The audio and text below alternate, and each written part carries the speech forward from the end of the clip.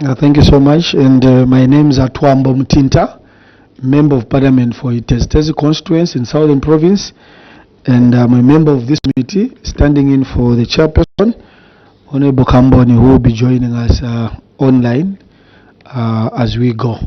So having said that, I will invite Examination Council of Zambia to introduce. We'll start with the team leader. Thank you so much, Chair and members. My name is Michael Chilala, Executive Director for the Examinations Council of Zambia. I will request my team to introduce themselves, starting from here, and we will end that side. Good morning, Chair, and good morning, members. Shadrack Nkoya, I'm Director, Research Planning and Information at the Examinations Council of Zambia. Thank you. Good morning, Chair. Good morning, members. I'm Albert Semani Siamnako. I'm Director, Test Development, Examinations Council of Zambia. Good morning, Chair. Good morning, honorable members. My name is Ian Chirambo. I'm the Director for Examination Administration. Thank you. Good morning, Chair. Good morning, members. My name is Irene Mwansachitesha, the Director of Finance at ECZ. Good morning, Chair. Good morning, members. My name is Christine Simpokwe. I'm Director ICT at ECZ. Good morning, Chair, and good morning, members. My name is Onesta Kavanda, Director Human Resource and Administration at ECZ. Good morning, Honorable Chairperson, and good morning, Honorable members. I'm Nicholas Nkua, Manager Public Relations at Examinations Council of Zambia. Thank you. Good morning, Chair. Good morning, members. Nalishiwa Kakuluwewa. I'm a Senior Research Officer at the Examinations Council of Zambia. Thank you, Chair. Well, thank you so much. I also invite the clerk's office to introduce. Honorable Chair, thank you so much. Good morning to you and good morning to other honorable members, Executive Director and your team. Good morning. I am Chirimboy Elijah from the Office of the Clerk of National Assembly and our witness. You're welcome. Thank you so much. Well, thank you so much. Having known each other, Examination Council of Zambia once more, we welcome you today to this committee on the Parliamentary Committee on Education, Science and Technology. And the thematic topic today is asking you to give us a memorandum on the ramification of the Teaching Professional Bill, number 14 of 2025. Perhaps before you take us through your presentation, at this point I'll confer you with immunity under cap number 12 of the Rules of Zambia. That gives immunity to members of parliament when they are in parliament, and that entails that we expect you to be factual in your deliberations, and at no point should you be tempted to mislead this committee. And should you give information which is not factual, that information will be used against you in the courts of law. And we have no doubt that you give us information which will be truthful throughout the deliberations. So at this point, I'll hand over to you, Director, so that you can take us through your presentation. Then later, we'll allow the members of Parliament to ask questions of clarification should there be need. And I must also mention that we are live on both National Assembly TV and radio as we make these deliberations for the benefit of the teachers out there and the general public that would want to follow this interesting bill, which I know that it borders on so many interests and stakeholders. Thank you so much. I hand it over to you, Director Chilala. Thank you so much, Honorable Chair and honorable members. I'll take you straight to point number 3 on page 3 on our observations and then the ramifications. At 3.1, Honorable Chair and members, we are saying the bill under section 26 empowers the registrar on the direction of the board to print and publish copies of the register including any alterations and additions. This provision, Honorable Chair, we think may have implications under the Data Protection Act 2021, which requires consent from the data subject before the disclosure of personal data. And we are saying if this is to work, Honorable Chair, it's important to ensure compliance with Section 53 of the Data Protection Act 2021 by TCZ providing for teachers to give consent for publication of their personal data at the time of submitting data for registration, if this is allowable. If it doesn't happen this way, Honorable Chair, we think that there will be no way by which TCZ can then obtain consent from the members to have their details published. At Section 28, TCZ is being mandated to administer licensure examinations for teachers. While this reform aims to strengthen professional standards, it may require TCZ to build its capacity in assessment development, administration, and marking to ensure that the intended objective is achieved. We think that in recommending, Honorable Chair, we are saying in order to succeed in conducting licensure examinations, TCZ may consider restructuring to bring in the necessary skills, as we don't think the skills exist therein for now. We are saying this may lead to the expansion of the establishment and higher administrative costs within the organization. And then alternatively, they may have to consider outsourcing or partnering with institutions such as the Examinations Council of Zambia or universities, which already have the mandate to assess and award qualifications. This may help reduce costs. But the question, Honorable Chair, we have on this, the examination going to lead to a qualification, or what is it going to lead to other than just registration? I think that is the area where we didn't have an answer, because if it is an examination, then the results may not just lead to registration without somebody being awarded something. So we need clarity in terms of the law as to what this examination will lead to. At 3.3, Honorable Chair, the requirements for a licensure examination prior to registration as provided under Section 28 and 29(1) may impose additional financial burden on teachers. We already have situations, Honorable Chair, where people are complaining that, for example, they need to pay to Higher Education Authority for the qualifications to be accredited to the authority. And again, there is duplicated payment to Zambia Qualifications Authority for the qualifications to be registered. And now for registration of teachers, we feel we are bringing in another layer which will require somebody to pay for registration as a teacher, and then the same person should pay a fee to sit an examination as a duplicated fee. So we think that if this is to be achieved, TCZ registration fee should also include the cost of the licensure examination. This way we think the cost of registration and licensure examination will not be duplicated. And then the candidates who pass the licensure examination, then they can be automatically be registered in order to avoid duplication of costs. At 3.4, Honorable Chair and members, under Section 4(1), TCZ seeks to have mandate to accredit continuing professional development programs providers for teachers. Meanwhile, under Section 4(j), the institution seeks to have mandate to promote and provide continuing professional development to teachers.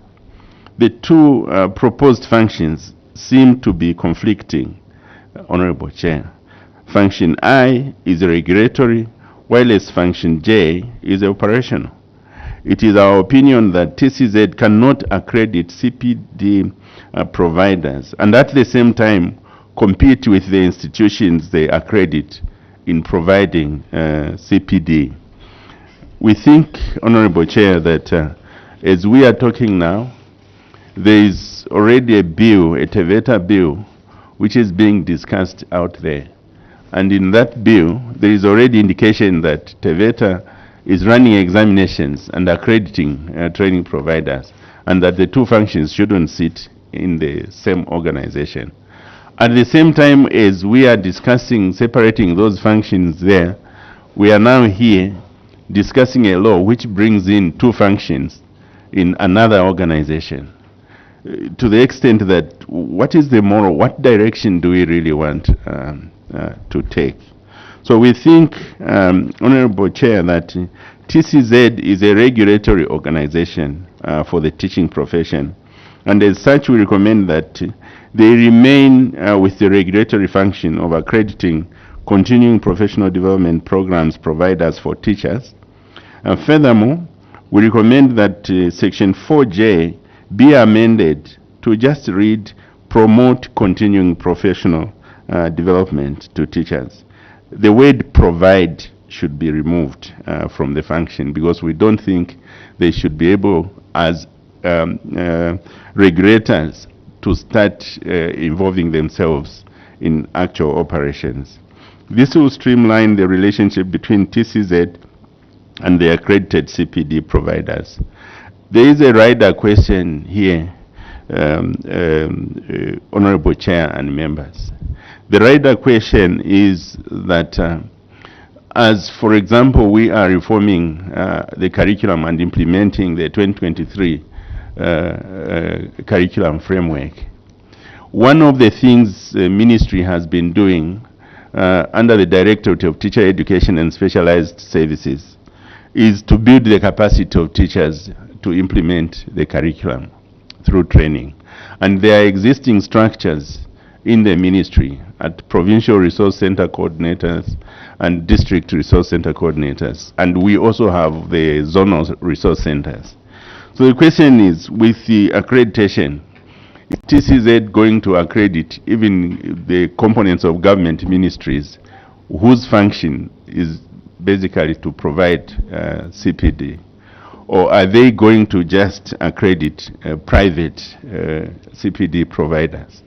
So the first thing is we are saying they should remain with a regulatory function and maybe accredit CPD providers.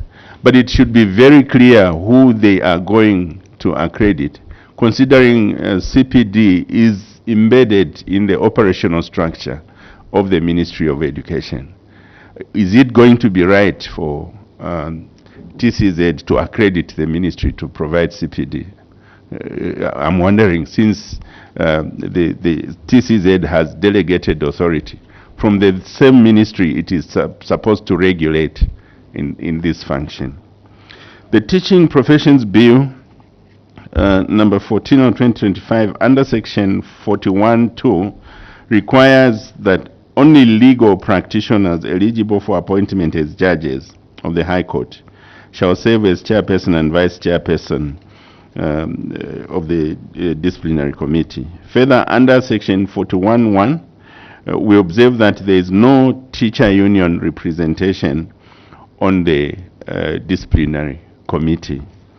We consider teachers as represented government workers, Honorable Chair and members. And so we don't consider it right that in the disciplinary committee, the teacher unions, who are the representatives of the teachers, do not seem to exist. And therefore we recommend that, and also we have observed that we have taken this disciplinary committee to be led by lawyers. We consider the lawyers as important, but we thought that the administration of the education system needed to also be quite appropriately represented at the top of the disciplinary committee, because they are the ones to execute the decisions of the committee. And therefore, we are thinking that a legal practitioner who is eligible for appointment of the High Court, member of the committee, whilst the chairperson should be a director in the Ministry of Education. We also think that the vice chairperson of the disciplinary committee should be a representative from the teachers. This will ensure that the legal practitioner maintains independence in providing legal advice to the committee and allow for the teacher unions to be represented in the disciplinary committee. At 3.6 on page 5, Honorable Chair and members, we are saying, despite the mention of the student teachers in section 4H under functions, section 25(1)(d), the register, and section 26(2), publication of the register, the bill is silent on when teachers should register and whether they will be required to undertake licensure examinations prior to registration when they are already registered. It also does not explicitly clarify whether student teachers fall under other relevant provisions, such as those relating to the disciplinary matters. We recommend, Honorable Chair, that the bill should specify that there would be categories of membership that will include student membership. If included, and if this is acceptable, then we are saying student teachers should register upon enrollment into a study program and be required to sit the licensure exams, if this will be the law, after they have graduated, for them to migrate to the full member register. In conclusion, Honorable Chair, we are saying we support the provisions of the Teaching Profession Bill, subject to the recommendations and concerns that we have raised in this document of ramifications. I submit, Chair, and I thank you. Well, thank you so much, Examination Council of Zambia, for your detailed presentation. At this point, I'll invite members of Parliament to ask questions. Maybe we'll stay there, come to Honorable here. There was also another hand. Okay, maybe quickly before we go into questions, we have two members that have just joined us. Just a quick introduction, Honorable Malambo and Honorable. Thank you very much, Chair. Good morning, and good morning. I'm Honorable Malambo Member of Parliament for Magoe constituency. Thank you very much, Chairperson, and good morning. Morning witness, and welcome. Alan Banda, Member of Parliament for Chimama constituency in Kitui. Thank you. Okay, I'm sure the chair has also joined us online. If you can kindly introduce yourself, sir. Honorable Company. Okay, in the interest of time. Thank you very much, Chair. Thank you very much. My name's Harry Kamboni, Member of Parliament for Kalomo Central. Thank you very much. Well, thank you so much. So we straight away go to our questions. We'll start with Honorable Menesiana. Please switch off your mic. Thank you so much, Chairperson, and thank you, ECZ, for your submission. My question is on the readiness to implement such a system in Zambia. Having made your observations and recommendations as ECZ, do you think that we are ready as a nation to implement such a system? And of what benefit will it bring to the teaching profession? Thank you. Thank you so much, Honorable. Thank you, Honorable Chair. Yes, we have the Commission, which has the functions and mandate to employ, dismiss under the statute, meaning that they have a function to discipline teachers. Here we are, Mission teacher service, the teaching profession bill, which is proposing that there be a function of disciplining. So I would want to find out which spheres of discipline or the avenues of discipline that this law will be handling, different from the discipline that the teaching service is dealing with right now. Or it's the same misconduct of teachers that has always been happening, that now the teaching council is also going to be mandated. So we shall have two institutions who will now be superior or who will be reporting to the other for final dismissal. Thank you. Okay, thank you so much. Honorable Madam. Okay, Honorable Sumuzingiri. Thank you, Chair. Thank you, ECZ, for your elaborate submission. I want to find out from your submission, ECZ, you've raised very critical observations. My first question is, were you part and parcel of the consultation process being under the same ministry when this bill was being discussed? My second one is, we are repealing the Teaching Council Act and transitioning it from being a training authority, the way it was like TVETA and HEA, into a professional body that must be looking at the professional standards and ethics. Many of these professional bodies, their core business really is to ensure that the capacity built their members through CPD. But will this teaching council be able to do that function, realizing that within the ministry you have teacher education, which is responsible to certain aspects.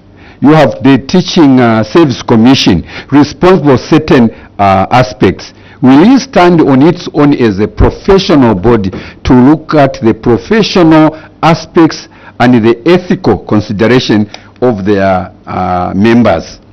That's my second. My third one is exactly what you have observed.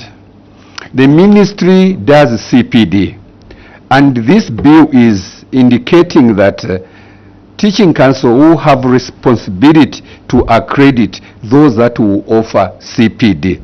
How realistic is it that the ministry will be accredited, considering that that is inherent of the ministry to capacity their teachers, especially with this new curriculum? They all have to go through an orientation process, which is basically the CPD. Are we seeing a situation where Teaching Council will be able to accredit Ministry of Education to offer CPD? Okay. Thank you, Chair.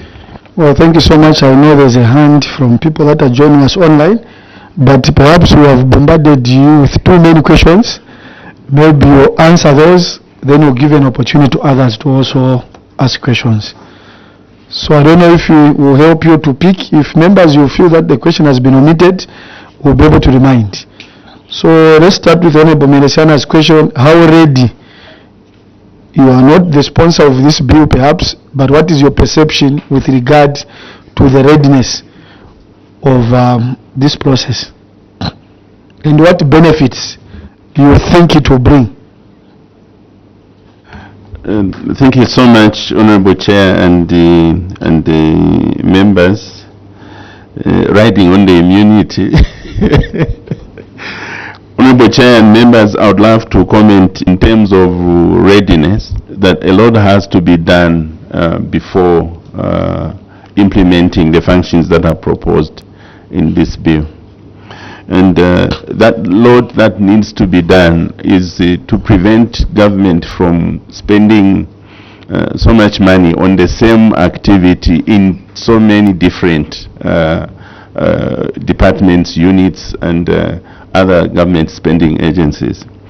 What I'm trying to say here is that once we give Teaching Council of Zambia the mandate to accredit CPD providers, it has to be very clear as to the mandate of the ministry with regard to the existing structures under the Directorate of Teacher Education and Specialized Services, and the mandate of the Teaching Service Commission, which also has to be streamlined.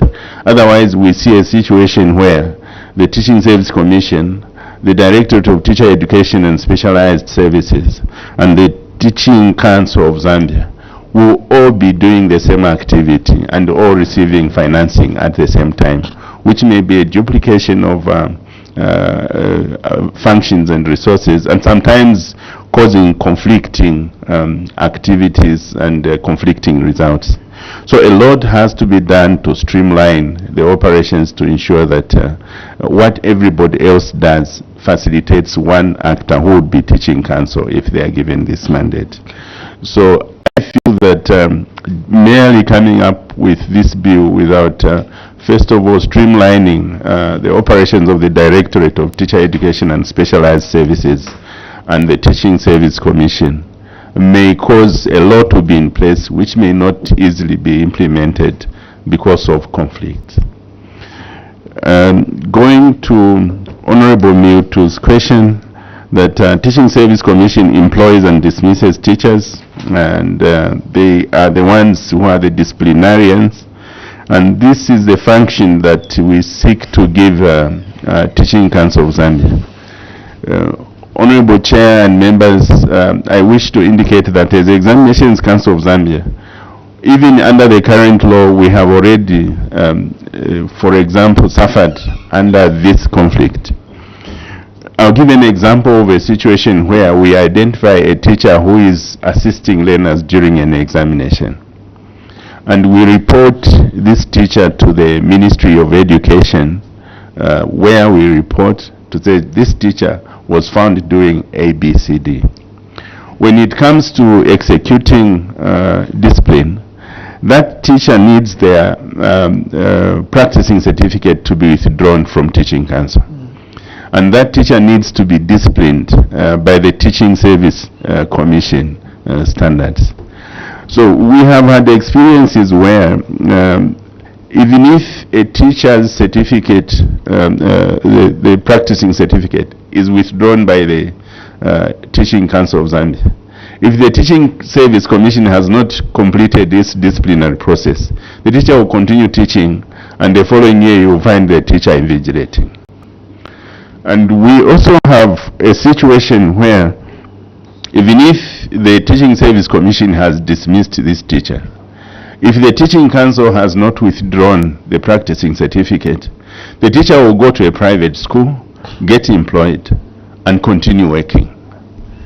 So we have a situation where the laws are not really speaking to each other, to the extent that some of our efforts have been frustrated. Okay. Maybe a follow-up, Director Chilala. Considering the context that this bill is proposing, like he's saying, how would you want it to sit? What would be your ideal proposal? And that is why, Honorable Chair, I said riding on the immunity, I'll propose something which is away from both. I will propose a merger of the Teaching Council and Teaching Service Commission, so that the Teaching Council of Zambia becomes the technical side of the Teaching Service Commission, so that the teachers who are registered on the technical side and issued with certificates of practice are the ones that the admin side employs. And if a certificate is withdrawn, then immediately the admin side can move to discipline this teacher. And therefore, that can cause harm.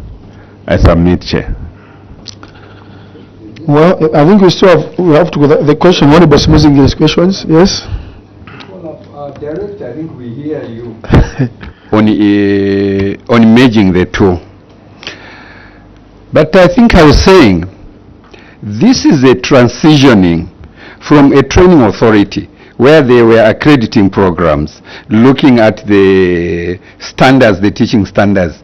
That's what it was. Now it's transitioning into a professional body like Zika, into a professional body like Zambia Institute of Marketing, to look at the professional aspect, Now, how do we emerge with an administrative structure, which is the Teaching Service Commission, looking at all the areas, and a professional body whose responsibility is to look at the professional ethics, to look at the professional standards?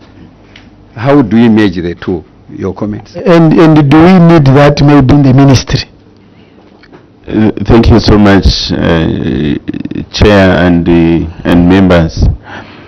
Chair, the professional side of the teachers is currently managed through the Directorate of Teacher Education and Specialized Services.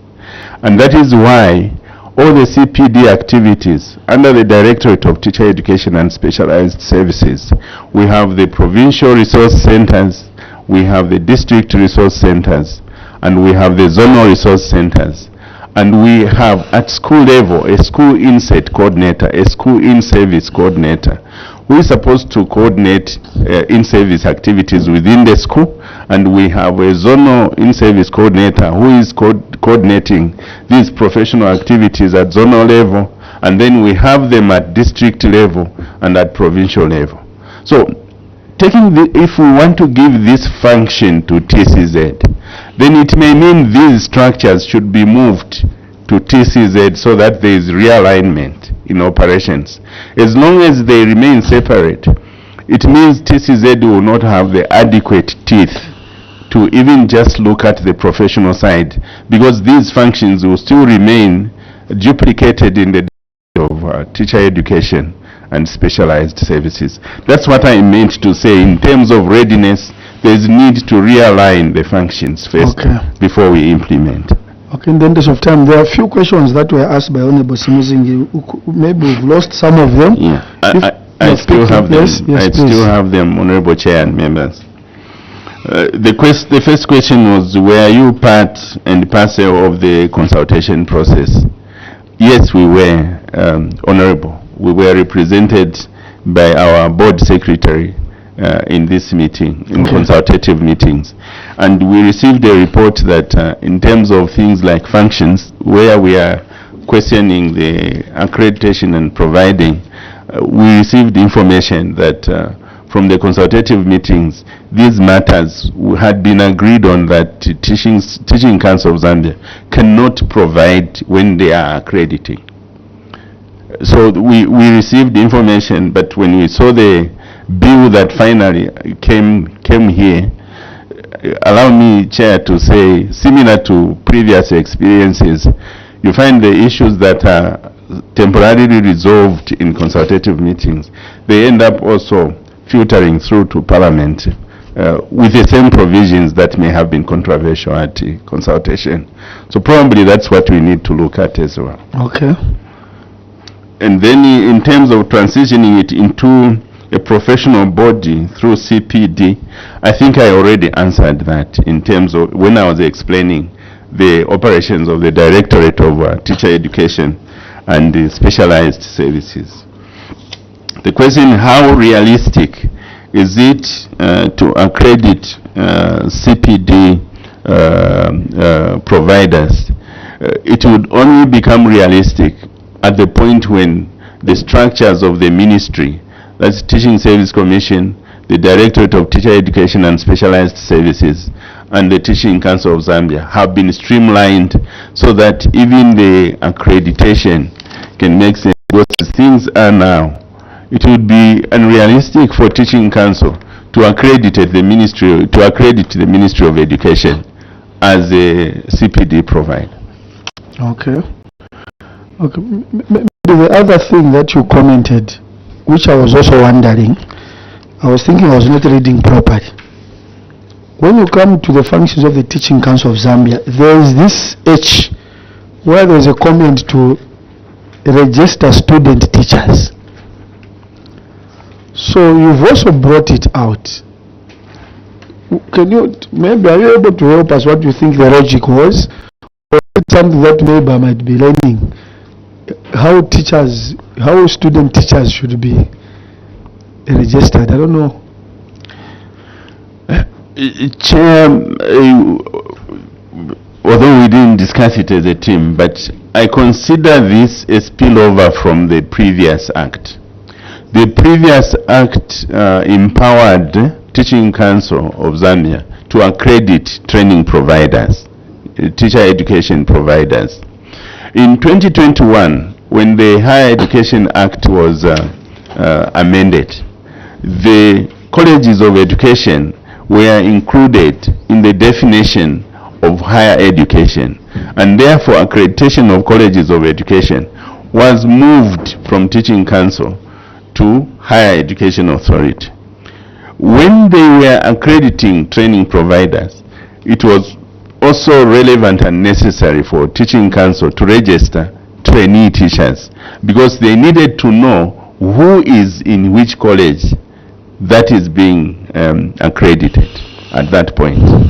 Okay. But now that the accreditation of colleges has moved, looking at the professional side of the trainee teachers becomes quite a hazy issue, considering the colleges that are training them are now being accredited by Higher Education Authority. Okay. So how far the Teaching Council could go in looking at the professional conduct and the training of these trainee teachers whose standards are still being controlled from Higher Education Authority may cause a conflict between Higher Education Authority and the Teaching Council of Zambia. So that needs to be looked at critically, because unless the colleges are brought back to Teaching Council of Zambia, okay, it will be difficult to look at the student who is in the college. That's direct. fine. Okay, maybe another follow-up before. I don't know if Honorable Kambon is with there. Honorable Director, you are an examination body, and one of your roles is to ensure that you measure somebody's capabilities to perform a particular task. And one of the reasons why we have this bill, the bigger issue is these exams. So when you look at the teacher, the entire value chain of a teacher, do you think we need these examinations for the teachers? And from your understanding of an examination board, what will make up these licensed exams? We just want to learn something from you, who is an expert. Maybe take note of that question, then we'll allow Honorable Mshanga and we'll allow the two honorables on my right to also ask. Just switch off your mic. Yeah, thank you very much, Honorable Chairperson. I think just in addition to the question here from posing, I was looking at the composition of the board of the council. So, Director, what is your comment on the constituted board of the council without Examination Council of Zambia, especially that the Teaching Council of Zambia will be examining the teachers, as you have put it? Thank you very much. Thank you very much, Chairperson. Mine is just a clarification on page 3. We're looking at higher administrative cost if they do not engage or partner with you or a university. So just for clarification's sake, do you mean that if they were to partner with you or engage you, would you do it free of charge? Won't you charge them? Because obviously if they have to extend their human capital, then obviously they'll be paying extra. But if now they partner with you for setting up of this licentiate examination, will it be free of charge? Thank you. Maybe you might answer those three, the one I posed and the other ones coming from the two honorables. Thank you so much, Honorable Chair and members. What will make up the licensure examinations? That is why, Chair, when we were presenting, we raised a question to say, will it lead to a qualification or what? It's not clear. So, if it is leading to a qualification, it should be very clear. Like, for example, the Ziale exam. You know, when you pass the Ziale exam, you have a credential, and that credential leads you to being admitted to the bar. Will this exam lead to the same?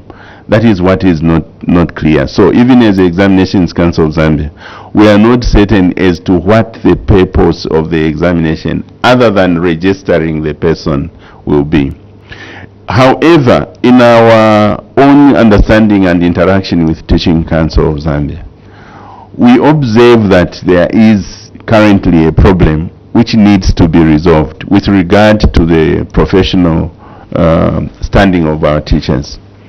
Chair, you may remember that the teacher education field has gone through different stages.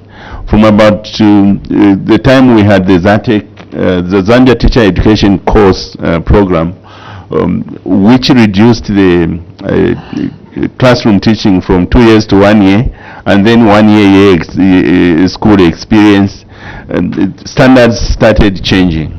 Then we went to 2011, when there was an instruction that the minimum qualification of a teacher should be a diploma, and that the colleges should affiliate to universities, and that colleges should set their own curricula. So we ran a period up to about 2015, 2016, when it was not very clear which college is following which curriculum. There was no standard, specific standard curriculum. And as a result, we had some of the colleges affiliating to universities that were not offering the programs the colleges themselves were offering.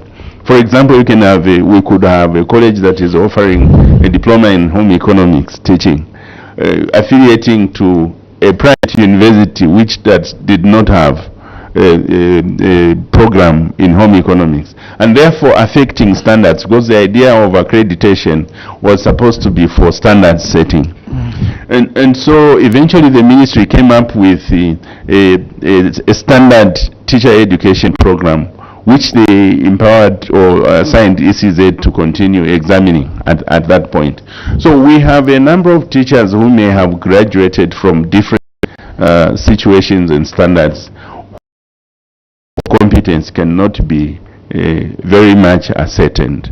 And probably their thinking in coming up with the licensure exam was that at least they would have a common yardstick on which to measure the minimum competencies and be sure that as the teacher is migrating into teaching, they have the minimum competencies. Okay. That is our assumption of the problem that needed to be resolved. Okay. However, we are also alive to the fact that these teachers are known. The stages are known by the Directorate of Teacher Education and Specialized Services, and therefore through the existing CPD structures, this can actually be cured appropriately as long as appropriate resources are allocated to the Teacher Education and Specialized Services for CPD activities. Okay. So answering your question, your first question, I think that's what in a nutshell we can say. I think that is very clear. We can move on to the other two. In terms of the composition of the board, at first when we were discussing as management, we thought we could raise the question as to why are we not on the board. And then we also remembered that in case they decide to partner with us in terms of assessment, we didn't want to be conflicted. And so we said either side is okay. I mean, they are not sitting on the ECZ board, but they are in our committees. And so we are thinking that it's not every institution that could be involved in the board. Probably they were going to consider including ECZ in the operational committees. And as things are now we are on the board, but we could still work with them through the committees. So we didn't really mind the fact that ECZ was not represented on the board, because we know that the work of the board is mainly done at committee stage. Okay. When it comes to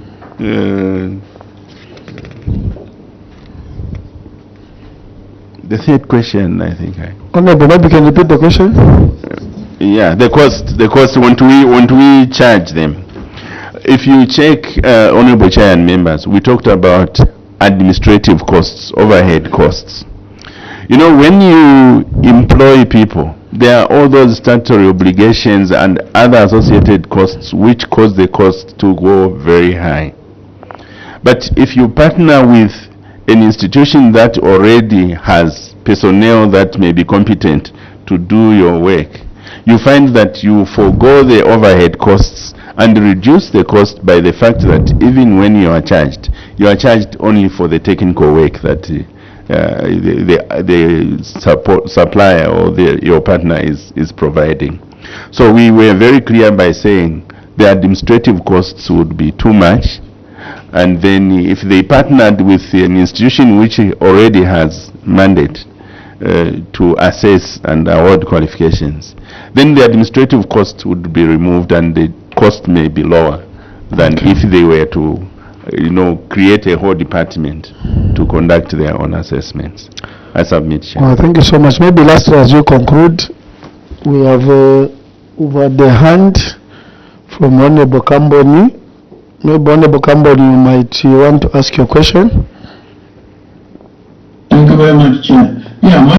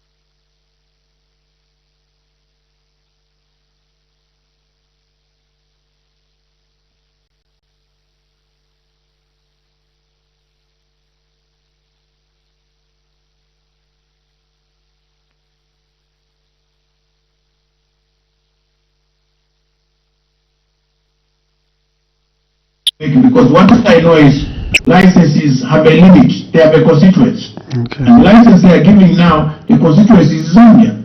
So go beyond, I would love to know because that is there in the law. Okay. Maybe you could comment on those if you. Thank you very much. Thank you so much. The last one will come from Honorable Miotu. Thank you, Honorable Chair. The bill also is proposing for a change in renewal. The current situation is that teachers have to renew their practicing licenses every after 3 years. But the bill is reducing the period from 3 years to annual renewal. Now, what is the value? What value addition will there be in reducing the period of renewal from 3 years to annual renewal? Thank you. Okay, thank you so much. Mr. Chirara, you can answer. Let's start with Honorable Kamboni's 2 to 3 concerns.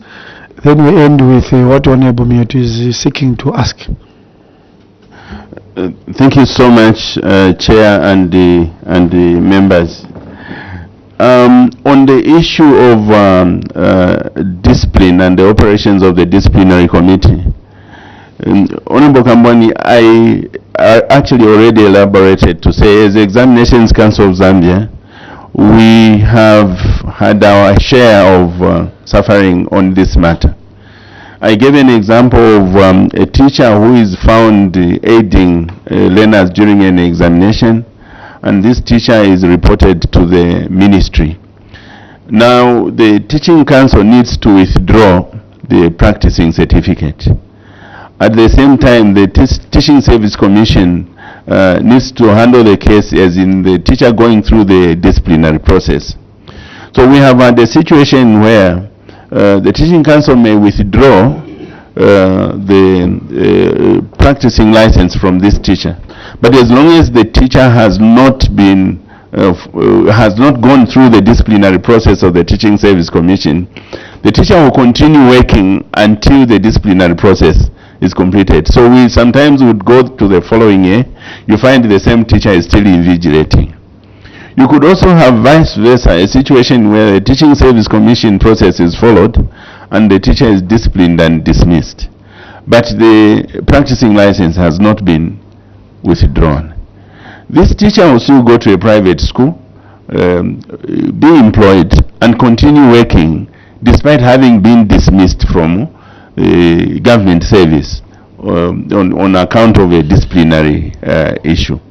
And it is arising from this experience, Honorable Chair and members, that I ended up suggesting that why can't we have a situation where the council gets merged with the commission so that the teaching council becomes, with the registrar, becomes the technical side of the Teaching Service Commission, registering teachers, issuing practicing licenses and the like, so that when there is a situation where the practicing license is withdrawn, immediately the same commission can kick in the disciplinary process to get this teacher suspended and eventually dismissed, so that the two sides can operate in tandem under one law.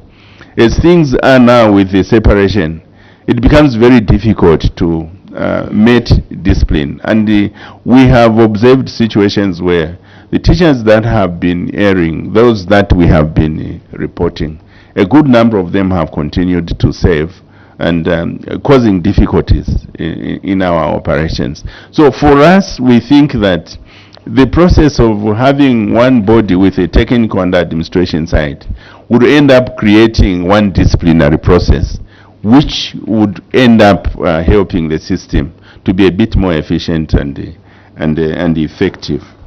The issue of the case outside the country, and a teacher goes to another country, they are employed and they misconduct themselves, maybe we can consider those cases independently. There is a case where the teacher goes and finds a job on his or her own and is working outside the country. I think it would be difficult to implement the disciplinary process based on that case.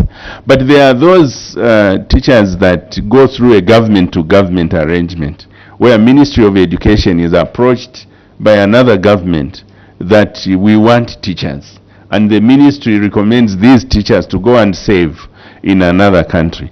Such teachers, if they misconduct there would be a formal way by which that government would report to this government, and therefore a disciplinary process can be initiated and meted from here based on the fact that this teacher is actually an ambassador of this government in another country, is by having been employed by this government but to serve under a different government in another country. So those two are two separate situations. In one case, I think it can work, but in another case, I think it cannot. Going to the issues of changing the renewal from 3 years to annual, I should indicate, Chair, that probably from the discussions that took place during consultation, the idea was to look at the issue of the license renewal fee. Some people were saying during consultations that the renewal fee was too high to be paid once. Since the license takes 3 years, why can't we break the figure into 3 installments so that it becomes easier and cheaper for the teachers to meet those smaller installments on an annual basis. That is the discussion I remember from the consultation process, that the certificate would still be valid for 3 years, but the breaking it to 3 years in the law was meant to solve the issue of will the teachers manage to pay that amount at once for them to be accredited and for them to still receive and be in possession of the practicing license. So this issue of being annual was actually meant to solve a financial problem. I submit, Chair. Okay, there's a burning one. As we conclude, we are running out of time. Yes, Honorable Dak. This is in your concluding remarks. You have told this committee that you are supporting this bill subject to what you have submitted. Meaning, if these which you have submitted are not taken into consideration, you are not agreeable to this bill. Chair, that is correct. Thank you very much. That is correct, Chair, because we do not want another conflicting law to run. I thought I should make that very, very clear. Well, thank you so much, Examination Council of Zambia. We have come to the end, and we appreciate you most sincerely for the submissions that have been made. I'm sure they will be very useful in our putting up of this bill, which is very key and very critical to the teaching fraternity and the country at large. So at this point, I'll take away the immunity which was conferred to you, and should we need any additional information with regard to some of the pertinent issues that you raised, we'll be able to engage you further. Otherwise, thank you so much and have a blessed day.